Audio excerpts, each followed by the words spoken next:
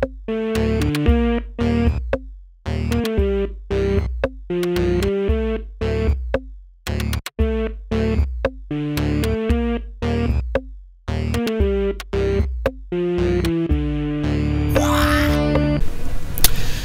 and welcome to What Gaming.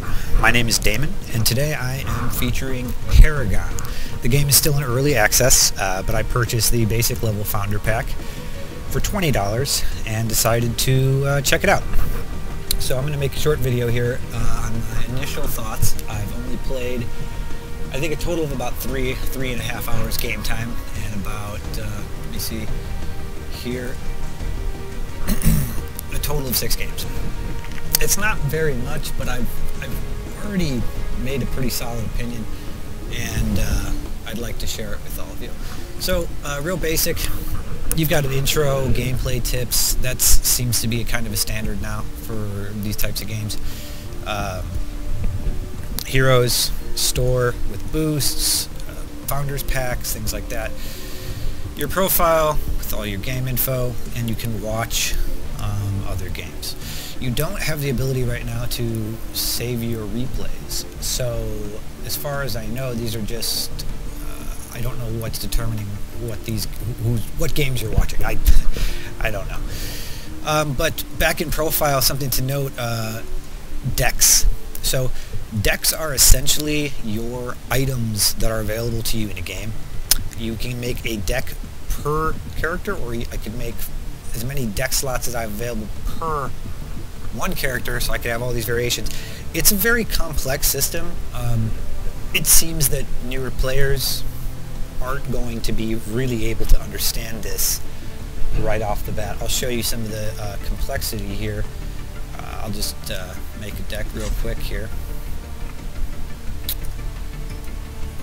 Pick one of his starter decks. So you've got equipment cards, and these are essentially your items that you will take in game. Mana potions, things like that, wards. Then there's upgrade cards, and these are the upgrades that are within your equipment cards. So I haven't yet built a deck, only because I haven't wanted to spend the time to actually put it all together, because I don't know if I'm going to keep playing this game past this review. So let me jump into game here, and I'll show you why exactly I feel that way. The UI is nice, the interface is pretty, it's a little bit unresponsive at first. I think it's an asset calling thing from the hard drive. I don't have an SSD, so I mean, that might also affect it. But I'll pick somebody who I'm familiar with here. Gadget's a pretty basic intelligence hero, and we'll jump right into game with her. Show you what Paragon's all about. Alright, here we go. So, you don't gain gold or currency to upgrade these decks. You gain card points. You can kind of assume they're the same thing. You get 2 types of decks to choose from for each character to start, unless you've made a custom deck for them, then you'll have that option also. So, as if you would have your starter items, you know, you take mana potions or wards, you do the same thing. So I've got 3 out of 3 starting card points. These equipment slots only take 1. So I'll take my equipment real quick and do that. Something unique, you noticed a harvester key that I took. I'll actually show you quickly what that is. So the first thing you'll notice is this game is pretty. The art in this is beautiful. The map, I mean, it's huge. I mean, you can see, if you notice me in the lower right corner of the mini-map, I'm tiny compared to my surroundings. I like this. I think that's a good change of pace. You know, you move around nice and fast and sprint, and you don't feel like it's too much of a hike. So once this becomes active in about 100 seconds, I can stand here and I will automatically deploy the harvester, which you can see in my ability slot next to where it says the symbol 3. That's my card points next to my health and my mana bar. Just to the left of that is the harvester key. So because I have that equipped, when this thing goes live, I'll be able to throw the key down and create a harvester.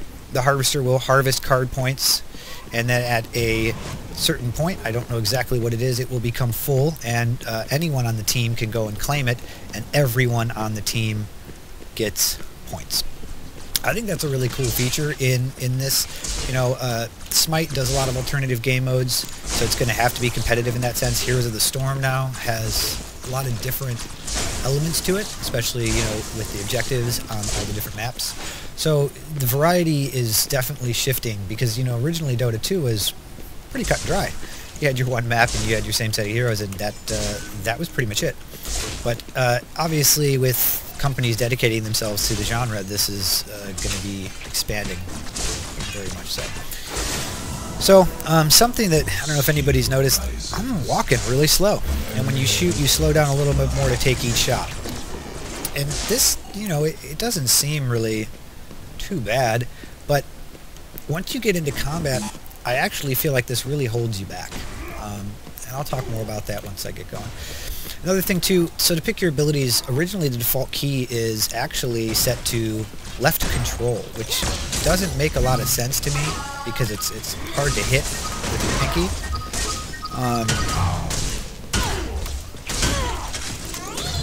And so I don't oftentimes gripe about default layouts. I can normally just get with them, but this was a pain in the butt. I really didn't like the default layout key as corner left control, so I changed it to left alt. Alternatively, something that's, it might just be an oversight so far in this game, but you don't have the ability to really cancel your abilities easily.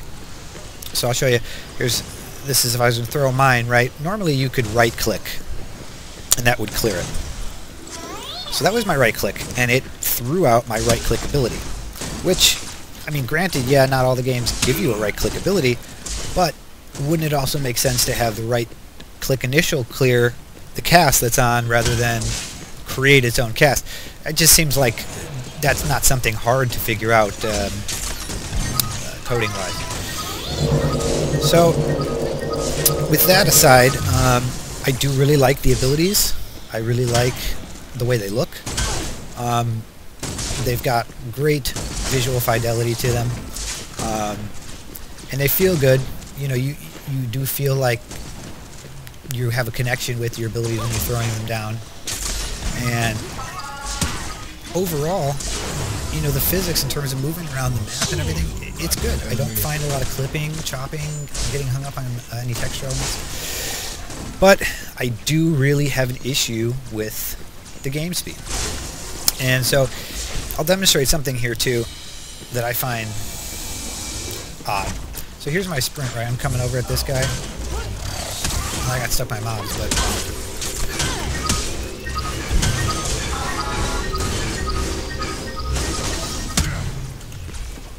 I didn't really get a chance to demonstrate it there. But, you know, sprinting through crowds at people, you know, it's hard to actually tell that people are sprinting forward because you don't have that horizontal or top-down movement to analyze. So you're just kind of watching them from the front. So I've found that there's kind of an effect that people like to do, and they kind of leapfrog sprints to each other. So like, if I had an ally right now, my ally would have sprinted over to him, and while I've backed up, I would have gotten my sprint activated again and gone back on top of him before my ally peels off. And we would just keep doing that. That's purely a symptom of the movement speed. The ability to shift run is so much faster than your normal movement that you suddenly feel like you're kind of walking in quicksand, you know? And that to me is a really big disconnect in the gameplay. You know, you just don't expect it to be so great of a difference, because then when you go into combat, you do definitely feel held back. Besides that, there's a couple oddities in the graphical settings. I won't get into it. I can make a separate video if someone is interested, but there's a setting called 3D resolution in it. And when you first, the default setting is in the middle, which says it's optimized for your system. But if you slide it all the way to the top, which it doesn't actually tell you what the 3D resolution setting does, the game does look more crisp. And if you set it at all below the default threshold, you suddenly get a really grainy, blurry effect. I'll show you just because it is so severe. So here it is, 3D resolution. I don't know what this is. I don't know if this relates to 3D vision or to what. But so this is my native resolution. Obviously, I've already chosen a display resolution. I'm getting a warning that this is going to be able to, or could possibly cause high frame rates or poor frame rates. And it's drawing 125% more something than recommended. This is a really strange graphical setting. So if I set it down to around the default area, I think you'll notice right away the haze on my character. And the haze that seems to now be around on everything. Even the environment has lost a lot of its crispness. I don't understand what that feature is. Here's a good example of the movement speed. So I'm running away. But this, you know, is this intended? This is how it's supposed to be, you know? I just don't know. I just don't know.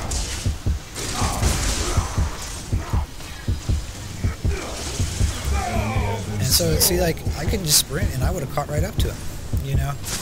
It's... In Heroes of the Storm, the movement speed from your mount isn't so great that you instantly close on them. Yeah, you will gain on somebody if they're on foot, but they can see it coming. It's not like their back is turned and they're running for dear life. But I'm going to turn that 3D resolution setting back up just because it's so drab without it. I'm going to teleport back. And I think, you know, this is probably going to conclude my video review. I'm going to finish my round out here, but I don't have too much more else to talk about. I think that the game is it's in a good spot for being early access, but to really capture that element of fun, the replayability, you need to have that adrenaline rush type experience in each match, and I'm just not getting it. When I'm getting chased, I don't feel like, oh, here we go. It's this possibility of me to turn it around and do a gank or something. It's like, oh, I'm screwed. Once you're on by two people, that's it. You know, you're not getting away. And so that element in itself is just so powerful right now to me that I'm actually having a hard time playing the game, you know, much longer than how I am already. So even this review is somewhat of a pulling teeth experience for me to get it done. So I'm going to conclude it there.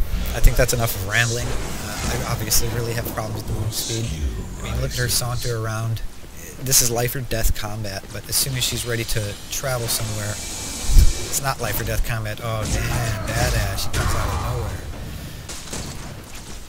So, if you learned anything, or you just liked the video, make sure that you share, like, or subscribe to my YouTube channel, as I'll be adding new videos all the time.